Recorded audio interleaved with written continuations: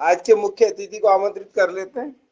अच्छा अच्छा चलिए जी प्रक्रिया पूरी होनी चाहिए, चाहे जी कोई जी भी हो, प्रक्रिया में कोई कमी नहीं। जी, तो आज का योग सत्र बहुत सुंदर रहा और हमारे आज के योगाचार्य महोदय परम आदरणीय श्री मुन्नीलाल जन सेवक टीकमगढ़ राज्य प्रभारी पतंजलि सेवा समिति मध्य प्रदेश एवं Patanjali organic research institute Haridwar प्रबंधक त्रिदेव गौ मानव सेवा समिति, आपने बहुत सुंदर योग कराया और सबको बहुत आनंद आया। और निश्चित रूप से सारी जो चीजें हैं वो जैसा भी सभी ने कहा कि आप विस्तार से बताएं, तो हम सभी हृदय से आपका अभिनंदन करते हैं। और दूसरे सत्र में चलते हैं। आज के हमारे मुख्य वक्ता पुनः हमारे जो आचार्य जी हैं, जो आज के हमारे मुख्य वक्ता है, तो आपका स्वागत है आदरणीय योगाचार्य जी। आज के मुख्य वक्ता श्री मुन्नीलाल जी यादव, जन सेवक टीकमगढ़ राज्य प्रभारी पतंजलि किसान सेवा समिति मध्य प्रदेश व Patanjali organic research institute Haridwar प्रबंधक त्रिदेव गौ सेवा समिति। और सबसे बड़ी बात यह है कि आप बहुत सहृदय हैं और लोगों की बातों को बड़े सरलता से सहजता से लेते हैं और लगातार अपने कार्य में अपने कर्मों पर ज्यादा ध्यान देते हैं। और जो व्यक्ति कर्म पर ध्यान देता है तो भगवान श्री कृष्ण जैसे योगी बनते हैं। तो आपको बहुत बहुत शुभकामनाएं और आपका सादर अभिनंदन है। आप आए और अपनी बात रखें। आज के योगाचार्य जी के लिए बहुत बहुत अभिनंदन। बहुत सुंदर, अद्भुत और अलौकिक क्लास रही। आपका बहुत बहुत आभार, धन्यवाद, अभिनंदन।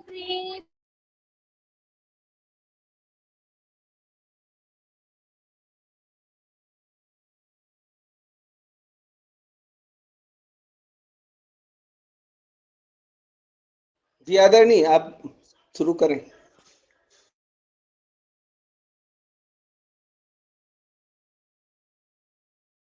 आप म्यूट हैं शायद। माइक माइक बंद है भैया का। जी भूल गया था। आप सबका द्वितीय सत्र में स्वागत है। और जैसा कि आदरणीय डॉक्टर साहब बोल रहे थे, आदरणीय नारायण मीना जी बोल रहे थे, भाई जी हमारे बड़े भाई हैं, नाम लेने में बड़ा संकोच होता है, लेकिन क्षमा करें। थोड़ा सा इसलिए लेते कि लोगों को पता पड़े कि कौन, ठीक है ना। दो मीना जी हैं ना, मीना बहन जी हैं और आदरणीय हमारे, इसलिए नाम लेना पड़ता है, तो क्षमा करें। अपने से बड़ों का अगर ज्यादा गुरु का नाम ना लेना पड़े तो अच्छी बात है।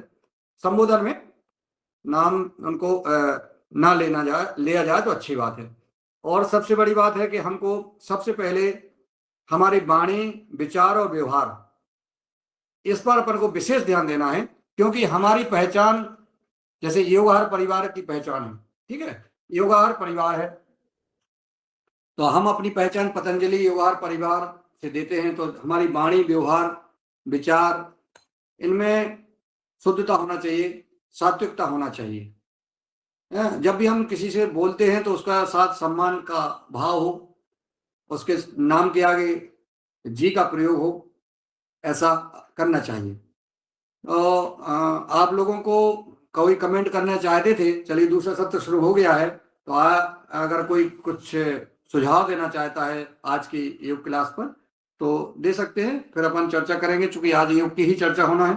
जो हमारा मुख्य योग शिक्षक प्रशिक्षण शिविर 5 दिवस का पतंजलि योगपीठ हरिद्वार में आयोजित किया गया था, और जैसा हमने योगाहार कार्यक्रम में आप लोगों को बोला भी था कि जिनको योग शिक्षक शिविर लेना है वो अभी 3 राज्यों का मुख्य योग शिक्षक शिविर आयोजित किया गया था, मध्य प्रदेश, हरियाणा और दिल्ली।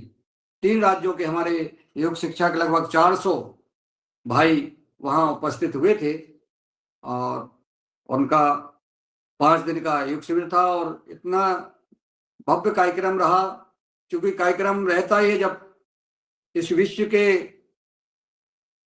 योग गुरु, जिन्होंने कंदराओं से, गुफाओं से, ऋषि मुनियों से योग को आम जन जन तक पहुंचा दिया, एक व्यक्ति ने, एक व्यक्ति अगर कोई मिशन को जन जन तक पहुंचा दे, वो व्यक्ति हो सकता है क्या? संभव नहीं, वो व्यक्ति नहीं हो सकता। वो निश्चित ईश्वर अंश हैं। किसी की ताकत नहीं है। एक व्यक्ति एक परिवार को नहीं बदल पाता। हम अपने परिवार को नहीं बदल पा रहे, हम अपने पड़ोसी को नहीं बदल पाते, हम अपने समाज को नहीं बदल पाते, गांव को नहीं बदल पाते, जिले को नहीं बदल पाते। देश नहीं विदेश तक परम पूज्य गुरु श्री स्वामी जी महाराज जी ने जो है युग को पहुंचा दिया। दूसरा वह जैसे जिन्हें हम आयुर्वेद शिरोमणि कहते हैं, परम सिद्धि आचार्य जी महाराज, दोनों का समन्वय देखिए आप। आज जब से गुरुकुल से परम पूज्य स्वामी जी महाराज सिद्धि आचार्य जी की मित्रता हुई,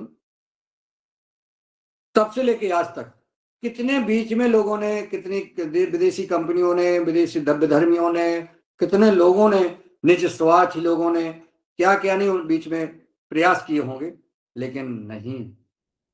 मित्रता, सहभागिता, साथी का उदाहरण देश में अगर विश्व में है कोई, तो वह परम पूज्य स्वामी जी सिद्धि आचार्य जी महाराज।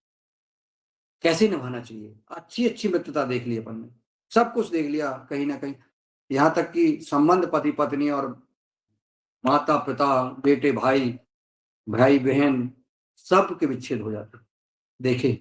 लेकिन परम पूज्य स्वामी जी महाराज सिद्धि आचार्य जी के दोनों का, और इतना बड़ा साम्राज्य, फिर भी कहीं कोई एक भी मात्र सिकुड़न नहीं, दिमाग में, चेहरे पे कोई सिकुड़न नहीं, प्रसन्नता, और दोनों एक दूसरे के साथ इन महान पुरुष जो है लगातार इस देश को दिशा देने के लिए, स्वस्थ बनाने के लिए, सुखी बनाने के लिए संघर्षरत है। इसी कड़ी में परम पूज्य स्वामी जी महाराज जी ने कहा था कि भाइयों बहनों, देश के वासियों, स्वदेशी अपनाइए। तो स्वदेशी की हम सबको भी लगता था कि महाराज जी इसलिए कह रहे हैं कि पतंजलि प्रोडक्ट तैयार कर रही है, तो आप स्वदेशी अपनाएंगे तो पतंजलि का सामान बिकेगा, तो अपना व्यापार चलेगा। लोग व्यापारी कहने लगे। अरे वो संत का है कि वो तो व्यापारी। कितने कितने आरोप परम पूज्य स्वामी जी महाराज सिद्धि आचार्य जी पर लगाए गए।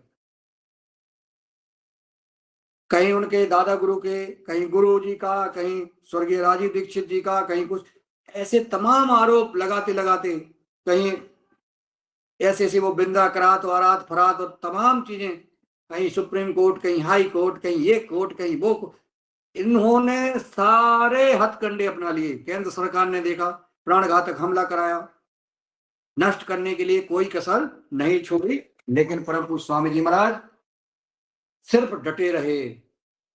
उन्होंने अपने लक्ष्य को नहीं बदला, उन्होंने कोई दिशा नहीं बदली। अपने मजबूत लक्ष्य के साथ जो भी व्याधियां आएंगे उनका हम संघर्ष करेंगे। और वो किया क्या? अपने लिए नहीं किया, परिवार के लिए नहीं किया। परिवार कौन है उनका? हम सब जो है उनका परिवार, संत महान पुरुषों का परिवार। उनका निजी परिवार कुछ नहीं होता है, यही उनका परिवार होता है, बहुत बड़ा परिवार। इनके लिए उन्होंने इतना संघर्ष आज भी कर रहे हैं। परम पूज्य स्वामी जी महाराज जी जब बताते हैं, जब सत्संग का ऐसा दौर चलता है, तो कहते हैं कि हम 100 साल आगे की योजना बनाएं। 100 साल यानी बहुत लंबी मंजिल होती है, रास्ता बहुत कठिन होता है।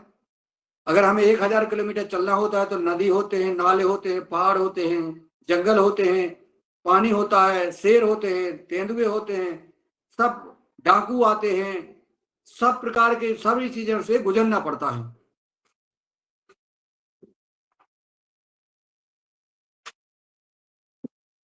तो इस विषय को लेकर के पता है इतनी व्यवस्थाएं आगे होना है, लेकिन उसकी परवाह न करते हुए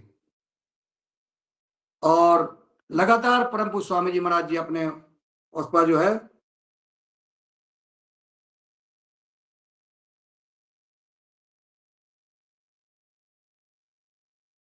जी, बहन जी लिख रही हैं कि गाय बचेगी देश बचेगा।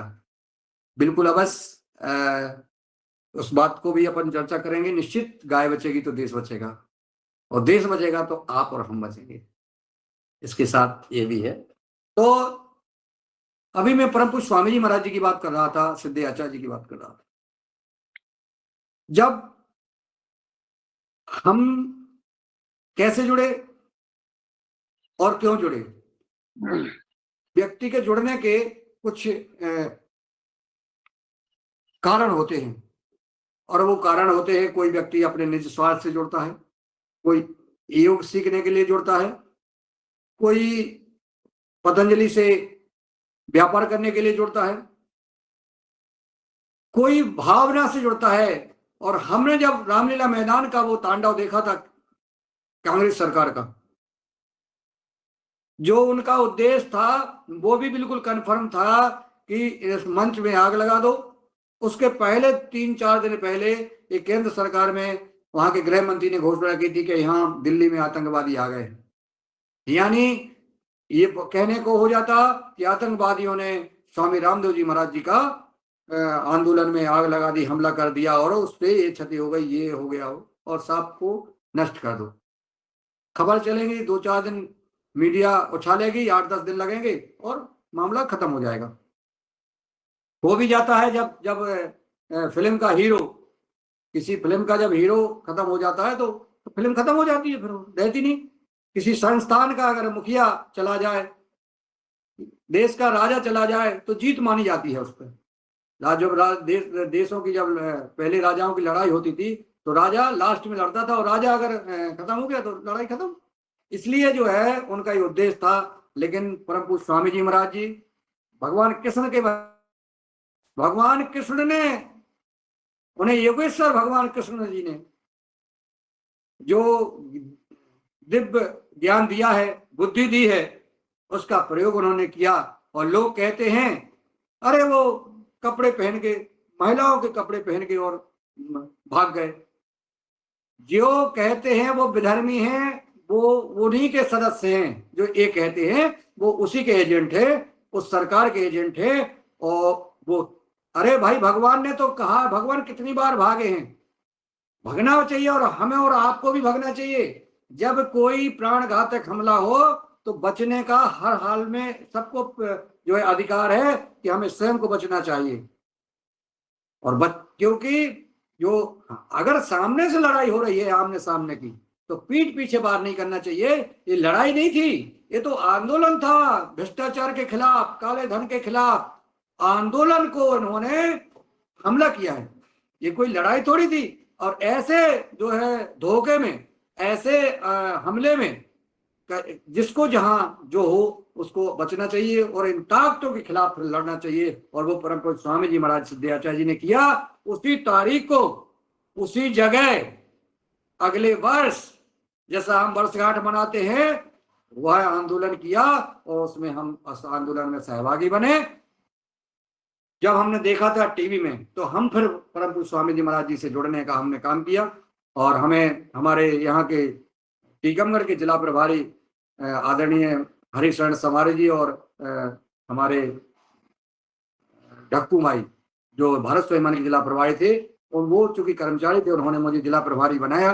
और उन्होंने कहा ये मोर्चा आपको संभालना है, क्योंकि उस समय में अन्ना हजारे जी के आंदोलन में टीकमगढ़ में आंदोलन कर रहा था, अनशन पर बैठा था 13 दिन की। तो उस कार्यक्रम से मैं परम पूज्य स्वामी जी महाराज जी के साथ रामलीला मैदान में गया और फिर देखा, मैंने सुना उनको। परम पूज्य स्वामी जी महाराज जी जो कहते हैं, एक एक मंत्र के अनुसार, एक एक अनुभव के अनुसार कहते हैं। और उन्होंने जो कार्य किए हैं वो एक अकल्पनीय कार्य है। उनके बारे में आपको यूट्यूब चैनल पर जाकर के स्वामी रामदेव जी एक संघर्ष योग गाथा के नाम से एक फिल्म बनी है 1.5 घंटे की, उसको देखना चाहिए। उन्होंने कितना संघर्ष किया, कैसे जो है कैसे कैसे घर घर में जो है जा करके, मांग करके, खा करके गुरुकुल में शिक्षा ली। हाँ, एक हमने शिक्षा ली है, वो हम आपको बता देते हैं। हम जो है आज पूर्ण रूप से संतुष्ट हैं, पूर्ण रूप से प्रसन्न हैं। हमें किसी भी वस्तु की कमी नहीं है। हमें धन संग्रह करने की आदत नहीं है, हमें संपत्ति संग्रह करने की आवश्यकता हम नहीं समझते, ना मेरी इच्छा है। मैं आज खुले मन से कह रहा हूं, मुझे सुबह जो भी आवश्यकता होती है, सुबह से लेकर शाम तक खाने पीने का सारी चीजें उपलब्ध होती है, जो भी इच्छा होती है, अच्छे से अच्छा जो भी हमें जरूरत है वो मुझे पर्याप्त मिल रहा है। कपड़े मुझे जो भी पहनना है जिस प्रकार के, वो मुझे प्राप्त हो रहे हैं। साधन में मुझे अगर बाइक से जाना है तो बाइक उपलब्ध है, कार से जाना है तो कार उपलब्ध है, फ्लाइट से जाना तो फ्लाइट उपलब्ध है, हर वाहन मुझे उपलब्ध है, हर साधन उपलब्ध है। मुझे जहां जिससे मिलना है, मिलने का भी हमें मौका मिलता है। हमें परम पूज्य स्वामी जी महाराज जी के आशीर्वाद से, अपने गुरुदेव भगवान के आशीर्वाद से, इष्टदेव भगवान के आशीर्वाद से किसी भी चीज की कोई कमी नहीं है। पारिवारिक मामले में भी कोई कमी नहीं है। बेटा बेटियों से लेकर के नाता पोतियों से लेकर के भरपूर स्वस्थ सुखी परिवार है हमारा। इसके लिए हमारा कोई भजन नहीं है, कोई हम अनुष्ठान नहीं कर रहे हैं, कोई मंदिर जाने का नियम नहीं है हमारा। ईश्वर से, अपने गुरु से अथाह प्रेम करता हूं, अथाह प्रेम, अपने इष्ट से अथाह प्रेम करता हूं। प्रेम करने के लिए ही लोगों को मंदिर जाना पड़ता है, उनके दर्शन करने, उनके सामने जाना कि ध्यान आपका इनकी ओर हो जाए। साधन है मंदिर, जो तस्वीर है वो साधन है कि आपका ध्यान भटक न जाए। आप देखें, हम आपको ईश्वर से, अपने गुरु से, अपने मित्रों से अगर प्यार, सच्चा प्यार हो गया है, आपकी सच्ची लगन, आपकी कर्मनिष्ठा, अगर आपको जो काम गुरु ने दे दिया है उस पर कोई टीका टिप्पणी नहीं होना चाहिए। परम पूज्य स्वामी जी महाराज जी जब गुरुकुल में शिक्षा ले रहे थे तो लकड़ी लाने का काम कह दिया, रामकिशन जाओ लकड़ी लाओ, जी गुरु जी। रामकिशन गाय का गोबर डालो, जी गुरु। रामकिशन झाड़ू लगाइए, जाइए रामकिशन आज का भिक्षा मांग के लाइए। कभी कोई टीका टिप्पणी नहीं। उन्हीं के साथ के बच्चे जो अन्य पढ़ते थे, अध्ययन करते थे, ब्रह्मचारी, वो अपने में मस्त रहते थे। रामकिशन जी अपना काम करते थे लगन के साथ।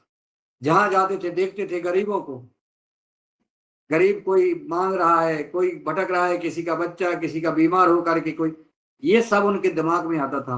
उन्होंने देखा पूज्य स्वामी दयानंद सरस्वती जी को, चंद्रशेखर आजाद को, वीरांगना लक्ष्मीबाई को, उनको देखा, लाइब्रेरी से उनके बारे में कुछ किताब ली। अब किताब के लिए पैसा तो थे नहीं, एक किताब जमा कर दी, दूसरी ले ली, फिर वो पढ़ ली, फिर वो वापस कर ली। इस प्रकार से जो है उन्होंने अध्ययन किया। अध्ययन करने के बाद उनका आप पूज्य सिद्धि आचार्य जी से जब मुलाकात हुई, भेंट हुई, तो दोनों के मन में यही आया कि कुछ करना चाहिए। कैसे करें, क्या करें, करना तो है। थोड़े आगे बढ़ते गए। जब उन्होंने हल्का योग सीखा, गांव में, खेत में भी योग कराने लगे। अब जो हमारे योग शिक्षक, जो मुख्य योग शिक्षक शिविर लेके आए हैं, उनको यही बताया गया है कि आप जहां जा रहे हैं, जैसे मैं जहां बैठा हूं, अगर एक व्यक्ति मिलता है तो उसको योग की बात करो, योग सिखाने की बात करो। 2 हो जाएंगे, 2 से 4 हो जाएंगे, 4 से 6 हो जाएंगे, बढ़ते जाएंगे। एक निश्चित जगह कर लो, यहाँ हम योग करेंगे, एक समय निश्चित कर लो और बैठ जाओ, योग करने लगो। कोई आए ना आए कोई दिक्कत नहीं। अगर मौसम ठीक है तो बाहर अपन को योग करना है, अगर मौसम खराब है तो आपको अंदर योग करना है। लेकिन योग जीवन में कभी नहीं छोड़ना, योग कभी नहीं छोड़ना चाहिए। ये जो है, अब जो है हम चलते हैं कि हमारा मुख्य योग शिक्षक शिविर आगे और लगेगा, अभी अन्य राज्यों के लगेगा, क्योंकि योगार कार्यक्रम में तो विभिन्न राज्यों के हमारे भाई बहन जुड़े रहते हैं। हम प्रार्थना करते हैं आपसे, आप योग शिक्षक है, पूर्ण निपुण हैं, परंतु आप मुख्य योग शिक्षक में जरूर जाएं। 5 दिन का जो सानिध्य मिलता है, जो कुछ सीखने को मिलता है, क्योंकि वो अच्छा ही है ना, सीखने का लाभ, सीखते रहना चाहिए हमेशा। जैसे, और हमने तो प्रण कर लिया है कि जब भी मुख्य योग शिक्षक शिविर लगेगा हम तो जाएंगे। आप लोगों से भी, आपने अपने राज्य से, जब आपके जो जिस राज्य से आप लोग हैं उस राज्य के जब योग शिविर के भाई बहन जाते हैं तो वहां जाएं, संगठन से संवाद कर लें और वहां जरूर जो है उसमें शामिल रहें 5 दिन के लिए। अब हमारा काम है कि आगे और क्या कर सकते हैं, योग 5 दिन में क्या सिखाया, क्या बताया, इस पर हम चर्चा करेंगे। आपके हमने भाव अपने इसलिए बताए हैं कि जो मन में हमेशा जीवा पे राम नाम होना चाहिए। ओम, गायत्री मंत्र या कोई भी नाम जो इसको भी आप मानते हो, कोई बंधन नहीं है। चाहे आप राधा बोलो, चाहे कृष्ण बोलो, चाहे श्याम बोलो, चाहे राम बोलो, चाहे सीता बोलो, चाहे हनुमान बोलो, चाहे देवी जी बोलो, चाहे शंकर बोलो, कुछ भी बोलना है, लेकिन अपना काम करते हुए ये राम नाम करते ही रहना चाहिए, राम नाम जपते रहना चाहिए। कार्य करते रहो, नाम जपते रहो, ये करते रहना चाहिए।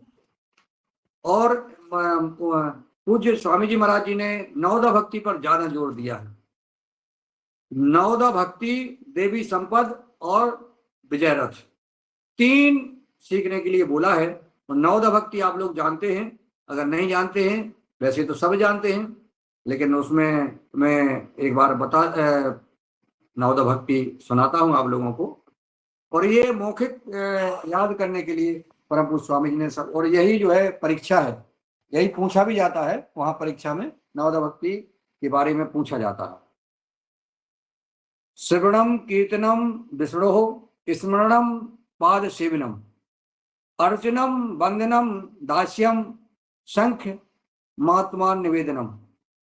ये जो है श्लोक है, ये श्लोक याद करने के लिए बोला था कि सब लोग मौखिक याद होना चाहिए।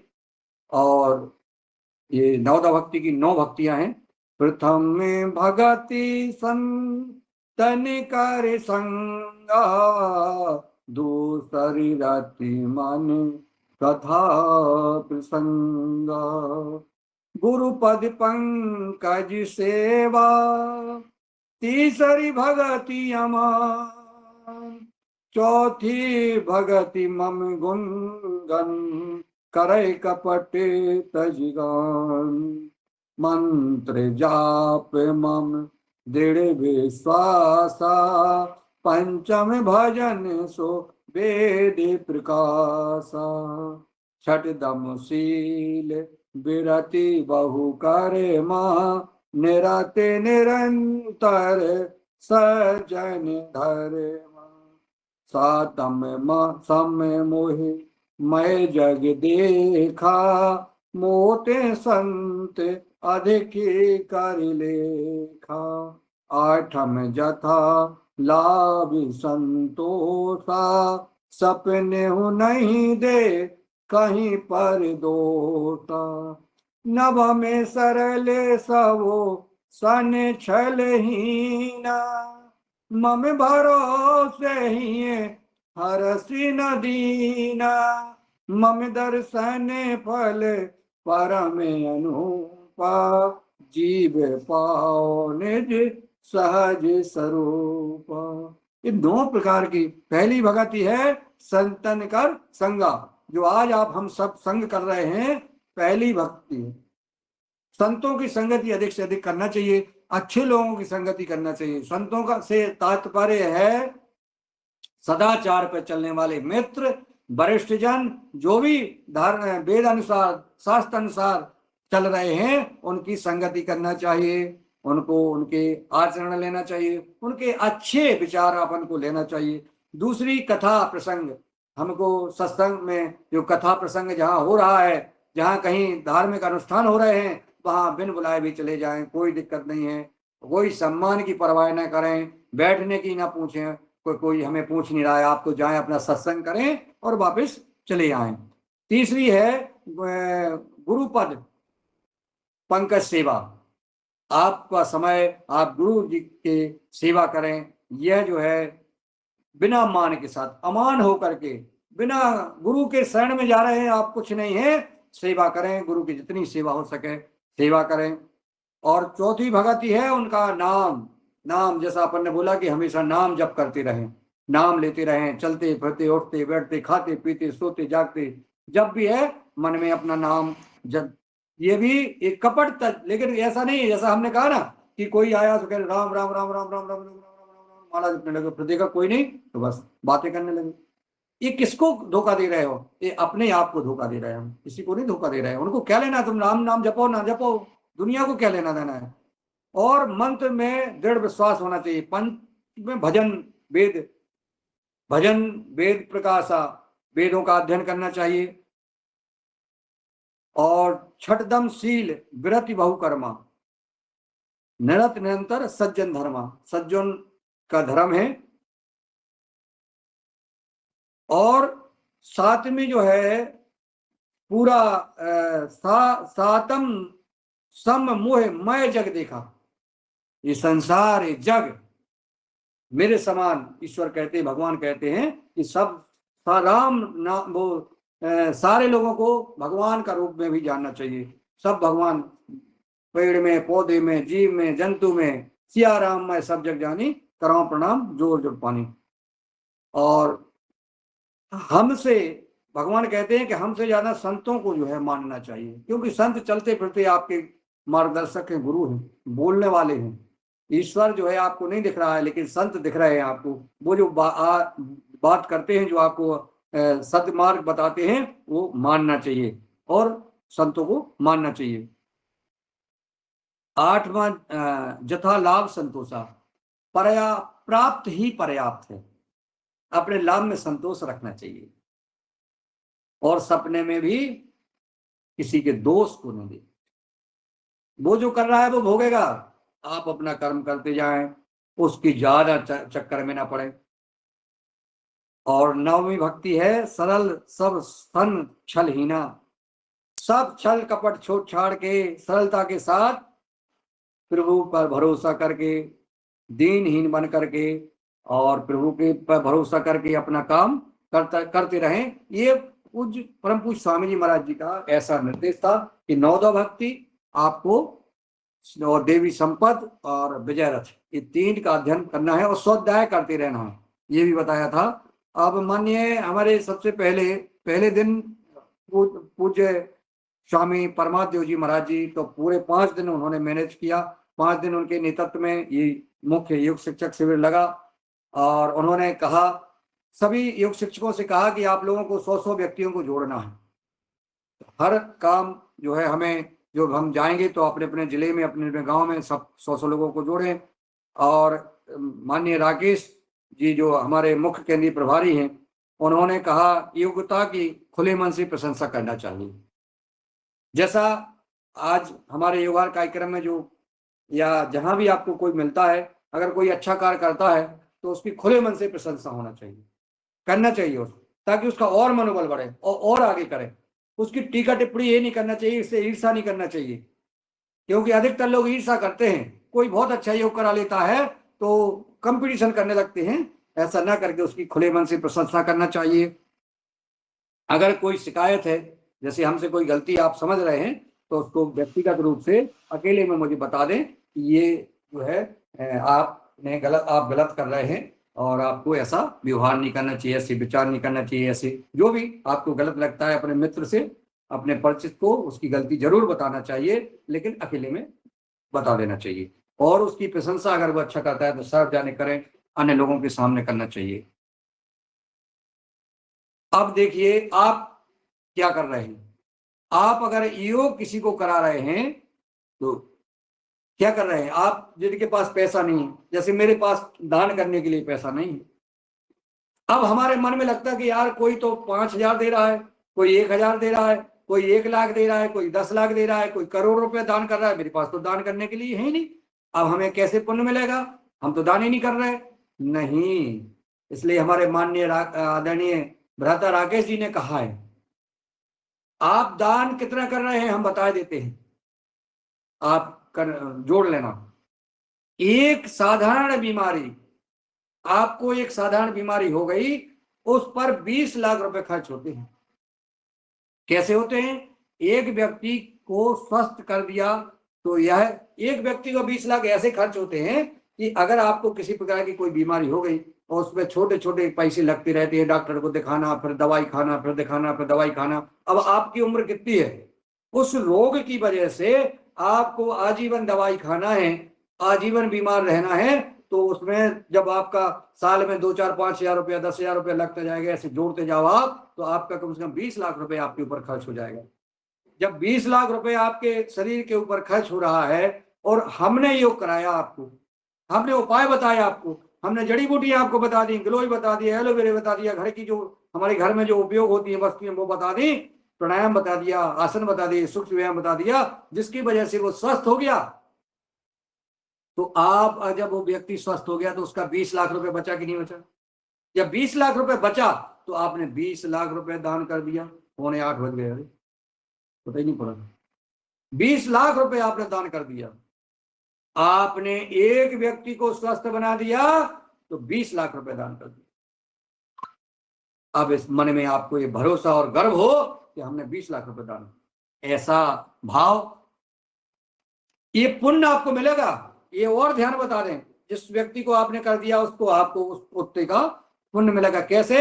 जैसे बीज की तरह, बीज अपन जमीन में डाल देते हैं तो कितने गुना होता है, इसी प्रकार आपने जो पुण्य कर दिया वो कई गुना हो जाएगा। और पतंजलि आज 1 लाख करोड़ टर्न ओवर का संस्था हो गई है। वो कैसे? और जो एक सेवा कर रही है। अब पतंजलि के आप सदस्य हैं, पतंजलि कितना जो है सेवा कर रही है, 1 लाख करोड़ रुपए।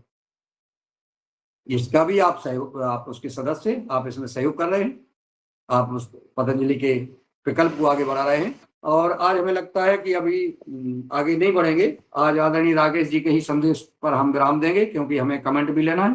तो ये परम पूज्य स्वामी जी महाराज जी का ध्येय, आचार्य श्री जी का गुरुकुल में प्रवेश भी नहीं मिलता था। इनका जो उन्होंने कहा कि इन आपको तो सब कुछ सुविधाएं मिल रही हैं, इनको प्रवेश नहीं देते थे। कोई कहता था तुम लंबे हो, कोई कहते थे तुम छोटे हो, कोई कहते तुम्हारी उम्र बड़ी है। इस प्रकार से गुरुकुल से वापस कर दिए जाते थे और उन्हें नहीं मिलता था। ऊपर पहाड़ों गुफाओं में रहे, बड़ी पीड़ा। जैसे उत्तरा, अभी गंगोत्री की बात करें, गंगोत्री में कितना भूस्खलन हो रहा है। उस समय महाराज जी, अभी आचार्य श्री जी कह रहे थे कि हम महीनों रहे वहां, महीनों वहीं रहे। प्रभु स्वामी जी महाराज जी नीचे आते ही नहीं थे, लोग नीचे आ जाते थे, वो गुफा में भजन करते रहते थे। ऐसे ही नहीं परम पूज्य स्वामी जी महाराज जी, सिद्धाचार्य जी ऐसे ही तप कर रहे, बहुत कुछ इनके पास है, इनके बारे में हम बताएंगे आगे। और जो हमारे भाई बहन गए थे उनको बताया भी था महाराज जी ने। तो परम पूज्य शंकर देव जी महाराज 1.5 एकड़ का आश्रम था इनका, जो पूज्य जहाँ महाराज जी ने अपना शुरुआत, ये कारोबार शुरू किया आयुर्वेद का। और वहाँ इनके दादा परम पूज्य कृपालु देव जी महाराज वहाँ क्रांतिकारी संत थे, बहुत क्रांतिकारी संत थे इनके दादा गुरु, जिसका उन्होंने आचरण किया। पूज्य स्वामी जी महाराज जी आज भी जो है क्रांतिकारी हैं, और उसके साथ जो है अपने देश के लिए बात रखते हैं। हम कल और आगे बात करेंगे, क्योंकि बहुत लंबी बात है। हमारे जो पूज्य रास बिहारी बोस जो थे, वो अंग्रेजों के राजा पर बम फोड़ना चाहते थे, उन पर उन्होंने बम फेंका, तो वो राजा तो नहीं मरा अंग्रेज, लेकिन वहां पर बम फूटा, वहां पे अफरा तफरी मची। और वहां पे हमारे पूज्य रास बिहारी बोस जी आकर के यहाँ हरिद्वार में आए, तो इनके दादा गुरु महाराज कृपालु देव महाराज जी ने उनको अंदर आश्रम में रखा, और उन्होंने कहा कि मैं ऐसा ऐसा हूँ, बोले बने रहिए, तो आपने देश के लिए जो काम किया है, जो भी होगा मैं भोगूंगा, अगर कहीं मुझे मेरे ऊपर भी हमला होगा तो मैं संघर्ष करूंगा, मैं तुम्हें शरण दूंगा, तुम बने रहिए, आइए मेरे पास। ऐसे ऐसे संत, ऐसे ऐसे दादा गुरु और गुरु के शिष्य परम पूज्य स्वामी जी महाराज जी हैं, जो वो अपने गुरु के दादा गुरु का जो है इनमें कूट कूट कर जो है वो विचार भरे हुए हैं, जिसके लिए वो संघर्ष कर रहे हैं। तो अब आगे चलेंगे, फिर कल मिलेंगे। संगठन कार्य विस्तार और इन पर अपन चर्चा करेंगे जी। संगठन कार्य विस्तार के लिए कार्यकर्ता और कार्यकर्ताओं का उत्साहवर्धन करना, प्रशंसा करते रहना निश्चित ही बहुत ही बड़ी है असामान्य सकारात्मक ऊर्जा का प्रभाव है, संचार है बहुत विशेष संदेश जी। परम पूज्य जी बहन जी ने जो लिखा है ये बात सही है। अब हम आप लोगों के थोड़ा सा सुझाव ले लेंगे आज, और कल इसको आगे बढ़ाएंगे। मुख्य युग शिक्षक प्रशिक्षक शिविर में क्या बताया जाता है, 5 दिन में क्या सिखाया जाता है, उद्देश्य क्या है पतंजलि के, कार्य क्या है, परम पूज्य स्वामी जी महाराज जी के विजन क्या है, सिद्धि आचार्य जी के विजन क्या है, और आगे क्या कार्यक्रम है, ये सारी चीजें अपन बताएंगे। आज योग भी मुझे कराने का आप लोगों ने सौभाग्य दिया। दूसरे सत्र में भी अभी अपन विषय पे नहीं आए हैं, क्योंकि पहले हमारा भावनात्मक जुड़ाव जोड़ कैसे हमारा विचार परिवर्तन हो, इस पर हमने थोड़ा सा अपना सुझाव आप लोगों को प्रस्तुत किया है, निवेदन किया है। तो अब मैं अपनी बात को यहीं विराम देता हूं, और मैं चाहूंगा कि आप लोगों के कमेंट मुझे प्राप्त हो, मुझे मार्गदर्शन प्राप्त हो। इस आशा विश्वास के साथ मैं अपनी बात को विराम देता हूं। आप लोग मुझे सुझाव प्रदान करना चाहते हैं, मार्गदर्शन देना चाहते हैं मुझे, वो सादा आमंत्रित है। और संचालन करने का कष्ट करें। संचालन कौन करेगा? चलिए आप लोग अनम्यूट करके और हैंड रेज कर दें, मैं आपको आमंत्रित कर दूंगा। जी आदरणीय सीएम साहब, आपका स्वागत है। जी वो आपको सादर प्रणाम। मैं सर केवल ये जानना चाहता हूँ, उत्तर प्रदेश राज्य प्रभारी कौन है जिससे मैं संबंध स्थापित कर सकूं? जी वो आपको आप अपना हमें व्हाट्सएप, मेरा नंबर है आपके पास? आदरणीय सीएम साहब, आप मुझे व्हाट्सएप पे अपना नाम और अपने शहर का नाम भेज देना, मैं संबंधित वहां भेज दूंगा आपका, तो वो आपसे संपर्क कर लेंगे, ठीक है?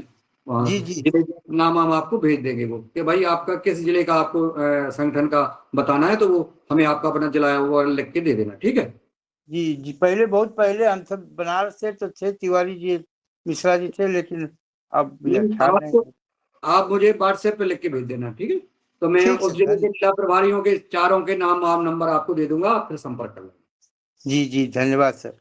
जी तो प्रणाम, आपको प्रणाम, आपके भाव को प्रणाम।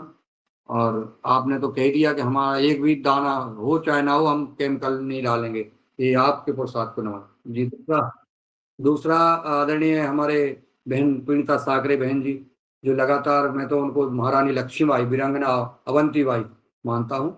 आइए, स्वागत है बहन जी।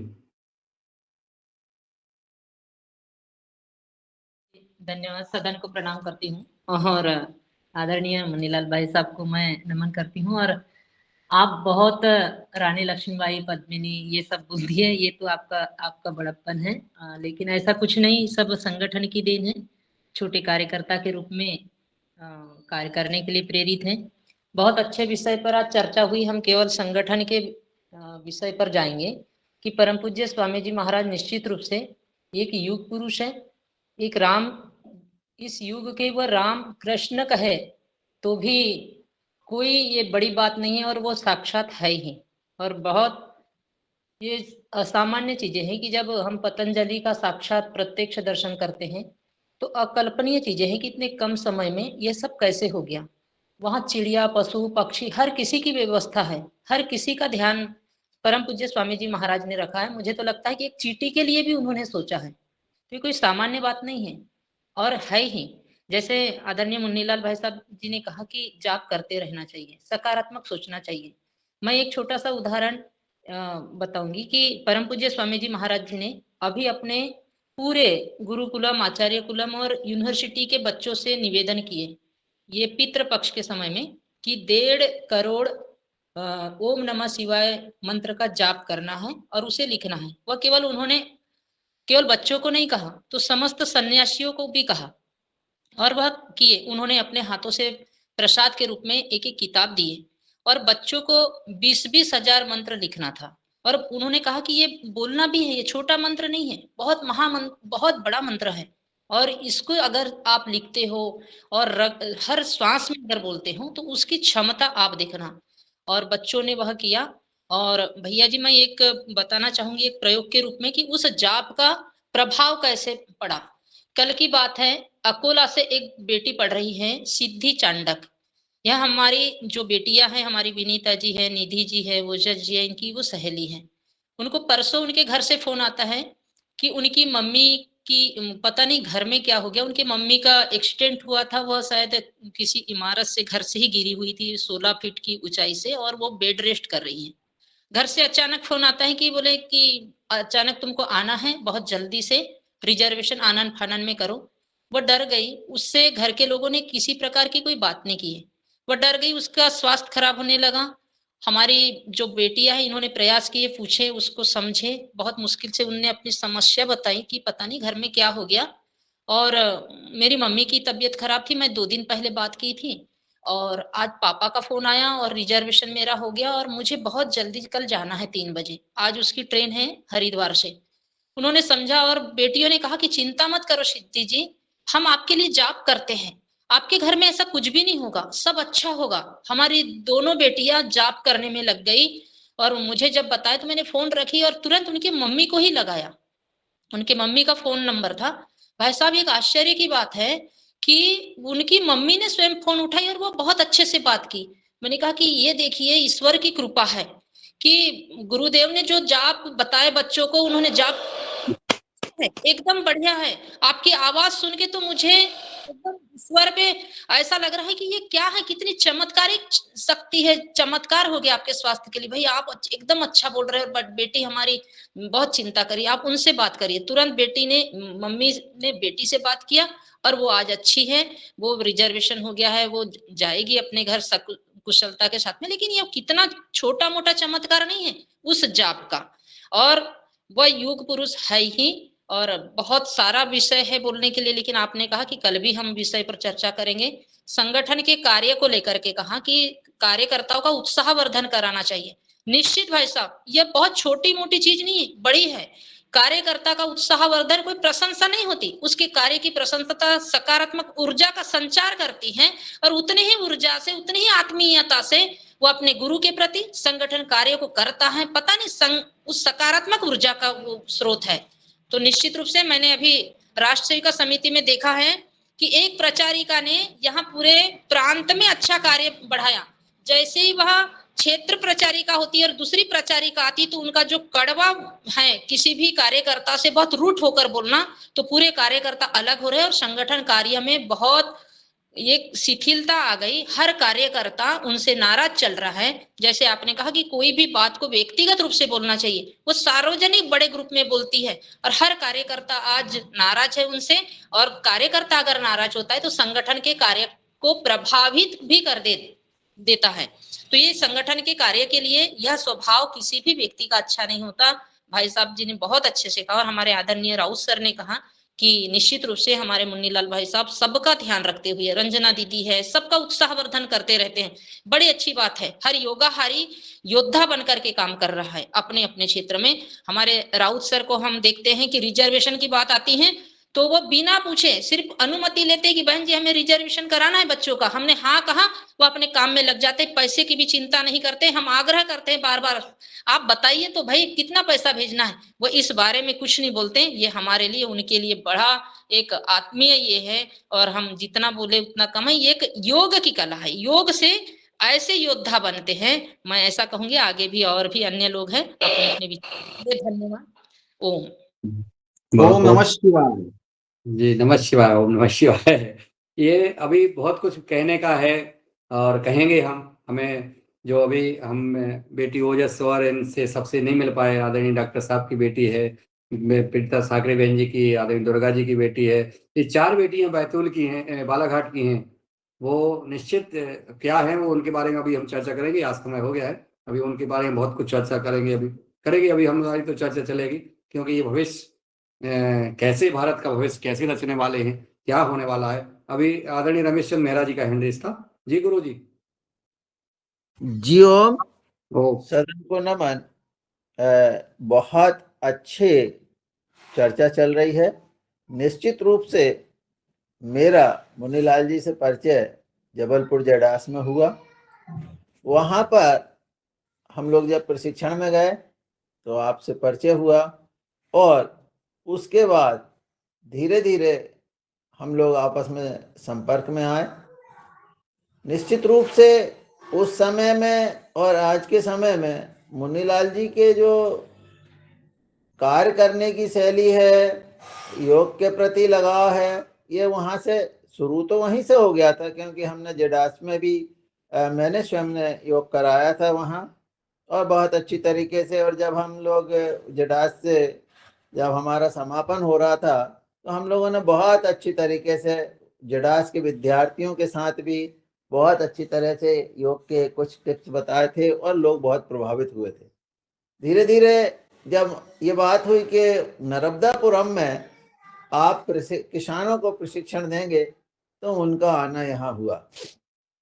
तो मुनीलाल जी का पहले उतना रुझान योग के प्रति नहीं था, और पर ये था कि भाई योग करते हैं पर वो उस तरह से नहीं। तो हम लोग मेरे यहाँ रुके थे, यहाँ पर हम लोग योग करते थे, साथ साथ बातचीत होती थी। और जब किसानों के बीच प्रशिक्षण की बात आती थी तो मुनीलाल जी जो है सबसे पहले मुझे ही कहते थे कि भाई चलो योग कराएं और प्रशिक्षण दें। चूँकि मैं शिक्षक रहा हूँ तो वो पढ़ाने की मेरी आदत ही है, तो ये कहते थे किताब लेके खड़े हो जाते हैं और पूरा उसी में लगे रहते हैं, कुछ सामान्य सी चर्चा करो किसानों के बीच।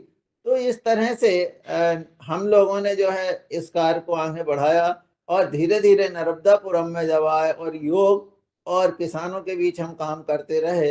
निश्चित जहाँ भी हम गए तो वहाँ पर किसानों को जोड़ा, प्रशिक्षण दिया और लगभग 185 या 285 किसानों को हमने, ऐसा 85 तो निश्चित मालूम है, इतने किसानों को हमने यहाँ प्रशिक्षण दिया, उनसे चर्चा की। और जो पहले जुड़े हुए हमारे थे जैसे अक्षय गौर जी है, गणेश गौर जी है, ये सब प्रशिक्षण में हमारे साथ थे। तो उनके साथ मिलकर के हमने बड़ा खड़ में, हमारे गांव पलाशी में, अलग अलग जगह पर प्रशिक्षण दिया और लोगों ने प्रशिक्षण प्राप्त किया।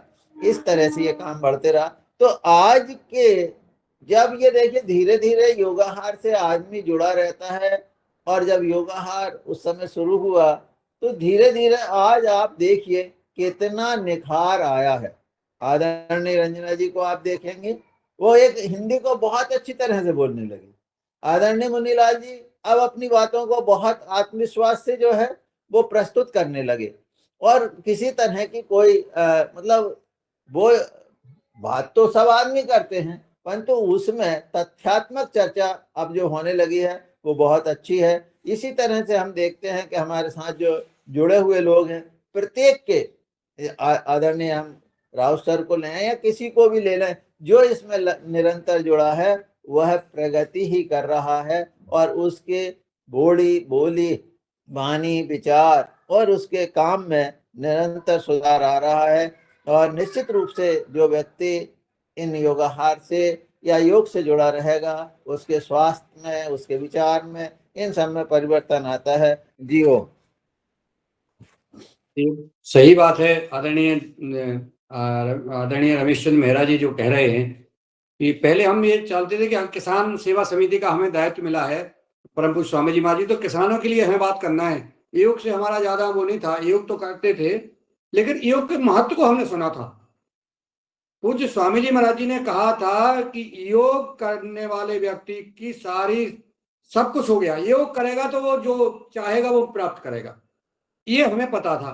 तो जब जिडाक्स में हुआ, जैसा आदरणीय मेहरा जी बोल रहे थे, मां नर्मदा जी का 14 तारीख को, क्यों भूल गए हैं आप मेहरा जी, 14 तारीख को मकर संक्रांति थी। उस दिन 14 जनवरी 2019 कि सुबह जब रूपेश और हम सब आप लोग जब दौड़ के, छत्तीसगढ़ के भी अपने प्रभारी थे सब, ग्वारी घाट पे जब गए, उतनी खूब ठंडी थी, खूब अथाह ठंडी थी।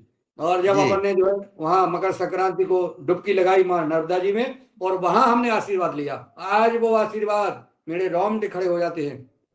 मां नर्मदा जी ने उसी दिन आशीर्वाद दे दिया था मेहरा जी अपन सबको कि तुम जाओ, जो करोगे वो हर चीज में सफल हो गए। आज वो आशीर्वाद, आज वो जिडाक्स का आकर के अपन ने वहां से शुरुआत की। उस 13 तारीख को आए, 14 को अपन ने मकर संक्रांति को मां नर्मदा जी में स्नान किया, और फिर सुबह योग शिविर हुआ, और फिर अपन ने जगाना शुरू किया और योग लगाना शुरू किया वहां जिडाक्स में। सुबह अपन 4:30 बजे जग के 5 बजे से योग कराना शुरू करते थे। अब योग आप लेते थे क्लास, और भी अन्य लोगों ने ली है, सभी ने। वो आज योगाहार कार्यक्रम चल रहा है, वो आशीर्वाद आप सबके साथ, हम सबके साथ मां नर्मदा जी का है, और वो आजीवन रहेगा, ये मुझे पूर्ण विश्वास है। जी आदरणीय बहन जी कल्पना जी, और ये रही बात, चूंकि आदरणीय मेहरा जी का सानिध्य मुझे घर जैसा जैसा मुझे पता नहीं होशंगाबाद में कभी मुझे किराए का मकान नहीं लेना पड़ा, कहीं नहीं, सीधा घर में रहे और लंबे समय, महीनों सालों घर में आदरणीय मेहरा जी के साथ हम रहे। और वो स्नेह, नाश्ता, भोजन, पानी, माने एक परिवार जैसे। इतना लगातार मेहमान को भी 3 दिन का समय रहता है, बाकी फिर परिवार के लोग मन ऐसा कर लेते हैं, लेकिन मेरे साथ ऐसा बिल्कुल नहीं हुआ और मुझे परिवार की तरह मुझे वहां रखा गया। मैं इसको तो आजीवन कभी भूल ही नहीं सकता हूँ। ऐसे ही जो है आदरणीय शरद वर्मा जी इटारसी, वहां हमारा ऑफिस है, रहने का 4-5 कमरे हैं इटारसी में, सब कुछ है, लेकिन बोले नहीं, घर तो ये है, यहाँ रहना पड़ेगा, तो वहीं रहना पड़ता है। हमारी बहन कंचन जी और आदरणीय शरद जी का जो स्नेह, आदरणीय मेहरा जी का, और होशंगाबाद के हर, चाहे वो अक्षय गौर जी हो, चाहे आदरणीय मोहनलाल जी हो, चाहे कोई भी, मैं किन किन के नाम लूं, चाहे वो अपने जो है मुकेश मालवीय हो, हर व्यक्ति जहां भी पहुंच गए मुझे इतना स्नेह देते हैं, इतना सम्मान देते हैं कि मैं कह नहीं सकता। यहाँ तक कि मैं 3 साल तो टीकमगढ़ भूल ही रहा, लेकिन यहाँ टीकमगढ़ वाले मुझे बुरा बोलने लगे, और ये देख देख के सोशल मीडिया पे तुम जो है टीकमगढ़ के लिए जो है कुछ नहीं कर रहे हो, कुछ नहीं कर रहे हो, नर्मदापुरम में इतना कर दिया, वहां तो ठीक है, किसान अच्छे हैं, समृद्ध हैं, तुम यहाँ के लिए कुछ करो। तब फिर मैंने जो है आप सबसे अनुमति लेकर के टीकमगढ़ में जो है कार्यक्रम शुरू कराया, एक प्रोजेक्ट यहाँ लाए और यहाँ शुरू कराया। तो अभी हम टीकमगढ़ में कर रहे हैं। अब नर्मदापुरम तो रहेगा ही, वो तो कभी जीवन में नहीं छोड़ सकते हैं। अगर 15 दिन हो गया तो हमें नर्मदापुरम जाने जाना है, माँ नर्मदा जी का दर्शन आप सबका स्नेह प्राप्त करना ही है। आगे हमारी बहन कल्पना जी। ओम भ्राता जी, मैं सीधी बात पे चलूंगी। सभी को नमन। जैसे प्रणता दीदी ने बोला था ना कि स्वामी जी जो पूज्य गुरुदेव हैं उन्होंने जाप कराया था, उस संबंध में थोड़ा सा मैं बोलना चाहूँगी कि दीदी ने मुझे ये बताया कि जब जाप कर रहे थे बच्चे तो उन्होंने अनुभव बताया और मैं आपसे शेयर करना चाह रही हूँ सभी से।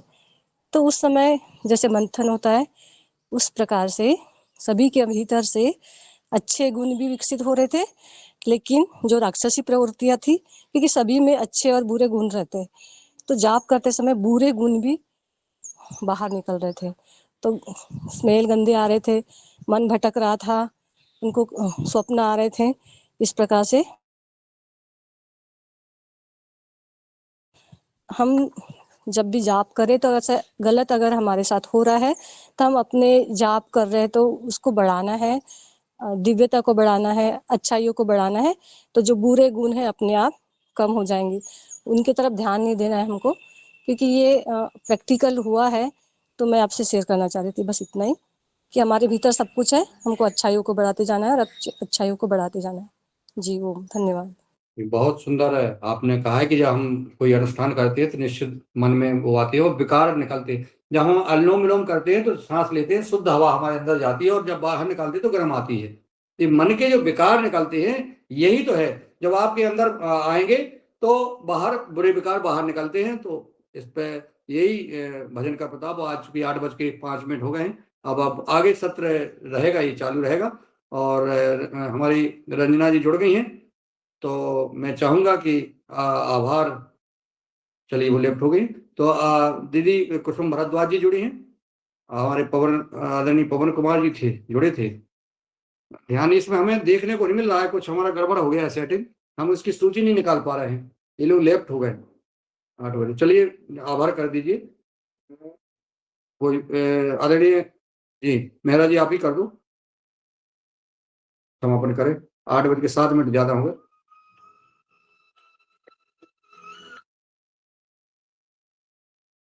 चलिए सबको प्रणाम। कल मिलते हैं 5:30 बजे। आज के युवा कार्यक्रम को यहीं विराम देते हैं।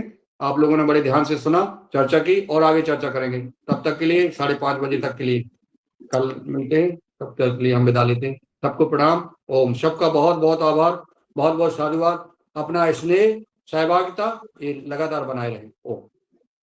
जय श्री राम। जय श्री राम। इसमें हमारा